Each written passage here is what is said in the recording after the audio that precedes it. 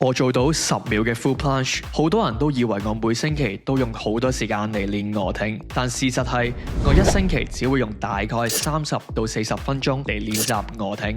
而只要你明白以下呢個核心原則，其實你都可以做到。而呢個原則就係 specificity 專項性。簡單咁講，訓練越接近目標動作，進步就會越快。所以練卧挺最有效嘅安排就係直接練卧挺嘅靜態維持，例如係 tuck 團身。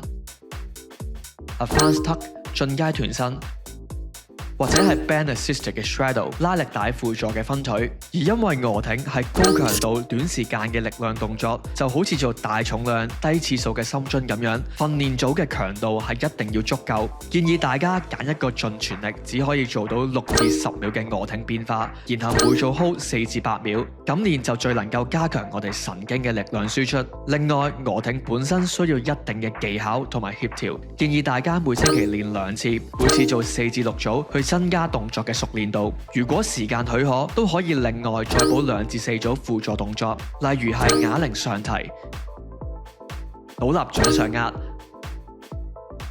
矛式掌上壓，去加強我哋嘅前膊。就算每星期嘅練習時間唔多，只要我哋能夠精準咁樣安排訓練，並且持之以恆，我哋嘅卧挺都會一直有進步。最後，如果大家都對我哋嘅訓練課程有興趣，咁依家就係最好嘅參加時機。為咗慶祝 Gasco Sun Studio 開張1週年，我哋將會重新推出 Try and Transform 體驗計劃，提供限時嘅7折體驗優惠。上年計劃喺幾日之內就已經額滿，有興趣嘅朋友就可以去我哋 IG bio 嘅 Tree Link 度報名。我哋到時見。